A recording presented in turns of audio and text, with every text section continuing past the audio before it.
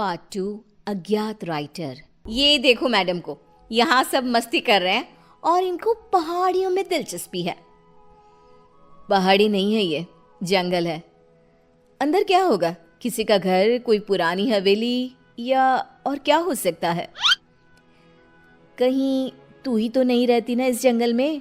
अब इसका नाम भी बता दे। आज से इसका नाम पालन खेत, मेरा घर, आहार। कालिंदी बचपन से ही रहस्यमय शक्तियों में मानती थी। जहां उसकी उम्र के लोग मॉल घुमा करते, उसे जंगल सन्नाटा अपनी ओर खींचता था। वो अपने सपनों को हकीकत से जोड़ने की कोशिश किया करती और अपने अनुभव को एक डायरी में लिखा करती थी, जिसके कारण उसके बेंचमेट उसका बहुत मजाक उड़ाया करते थे। फिर से कुछ लिखने बैठ गई तू? कितनी बोरिंग है रे तू। उफ। बस रुकती है और सभी नीचे उतरते हैं। वाटरफॉल के पास का नज़ारा बहुत ही खूबसूरत होता है। सब अपनी अपनी फोटोज लेने में लग जाते हैं, पर कालिंदी वाटरफॉल के नदी के बहाव को देखती रहती है। नीचे उतरना है क्या? उतर जा।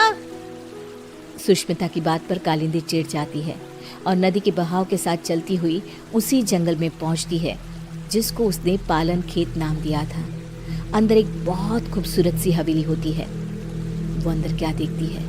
एक औरत काले कपड़े में बैठी एक कुंड में आहुति दे रही है। ओम फट स्वाहा, ओम फट स्वाहा। वो औरत हवा में हाथ घुमाती है और उसके हाथ में अपने आप कुंड में डालने की आहुति आ जाती है। कालिंदी इसके पहले कि कुछ सोच पाती, उसका फोन बज जाता है। अगले दिन कॉलेज कैंटीन में जब सब लंच कर रहे होते हैं, कालिंदी गेट से अंदर आती है। यहाँ क्या कर रही है तू? अरे तेरी डायरी कहाँ गई बहन जी? आज बड़ी सोशल बन रही हो कालिंदी, क्या बात है? सुष्मिता के सभी दोस्त कालिंदी को परेशान करने लग जाते हैं। कालिंदी रोती हुई कॉलेज के टेरेस पर जाती है। अब बहुत हुआ, इन लोगों की हेकड़ी ना उतारी मैंने तो मेरा नाम कालिंदी नहीं। कालिंदी बस पकड़कर पालन खेत निकल जाती है और उसी औरत के पास जाकर कहती है, मुझे मदद चाहिए आपकी। ये सब मुझे बहुत नीचा दिखाते हैं। अब तो यहाँ से या मैं मरकर जाऊंगी या बदला लेकर। वो जो कहते हैं उन्हें कहने दो। सामने देखो तुम्हारी डायरी और पेन। कल तुम इन्हें यहीं भूल गई थी ना?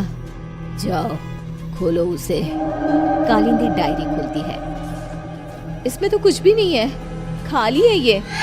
पेन को उठाओ और कुछ लिखो। तुम जो चाहोगी वो मिल जाएगा तुम्हें। अब तो खुश हो ना तुम? कालिंदी पेन उठाकर किताब में लिखने लगती है। वहाँ बहुत सारी किताबें आ जाती हैं। ये तो सच में जादू हो गया। तुम्हारा मन बहुत अच्छा है बेटी, जाओ अब खुश रहो। कालिंदी वापस कॉलेज जाती है और अपनी ही धुन में मगन हो जाती है। उसकी खुशी बाकी लोगों से बर्दाश्त नहीं होती और उसके पीजी के कमरे के बाहर सभी ताका झाके करने लग जाते हैं। अब क्या मांगू? चांद, छोटा सा चांद हाथ में कैसा लगता होगा ना?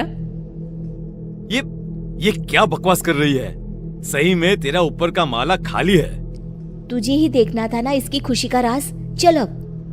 दोनों आगे बढ़ ही रहे होते हैं कि खिड़की से एक रोशनी आती है। दोनों देखते हैं कि कालिंदी के हाथ में सच में चांद है। ये मेरी आंखों का धोखा है। धोखा है, ऐसा कैसे हो सकता है? नहीं। ये भ्रम नहीं है, ये सच्चाई है। पर इसे ये कहां से मिला? सोच, अगर हम इसे चुरा ले तो? और रोहन उस पेन को चुराने में जुट जाता है। वो सोचता है कि रात को कालिंदी के कमरे के बाहर आग लगा देगा ताकि वो भागेगी और रोहन पेन चुरा लेगा। रात को रोहन पेन के लालच में आग लगाने जाता है, पर आग बेकाबू हो जाती है और कालिंदी कमरे से बाहर ही नहीं आ पाती। बचाओ, बचाओ! कालिंदी मर जाती है। मंदाकिनी को कालिंदी की मौत का एहसास हो जाता है। मार डाला उन्होंने मेरी भोली बच्ची को, अब कोई नहीं बचेगा। यहाँ आ बेटा, मेरे पास आ कालिंदी। कालिंदी की आत्मा वहां आकर अपना गुस्सा दिखाती हुई कहती है, हे सारी शक्तियों के देवता, अगर मैंने कभी भी किसी का भला चाहा हो तो मैं अपने सभी अच्छे कर्मों के बदले इंसाफ चाहती हूँ।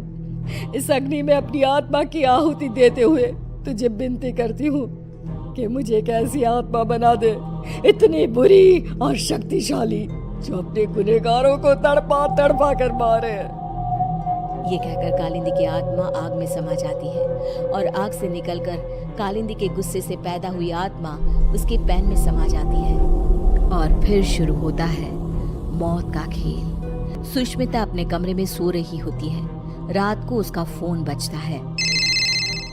It's me, Rohan. दूसरे नंबर से कॉल करना पड़ा। तुम कॉलेज के पीछे वाली पहाड़ी पर आओ, मुझे तुम्हें कुछ बताना है।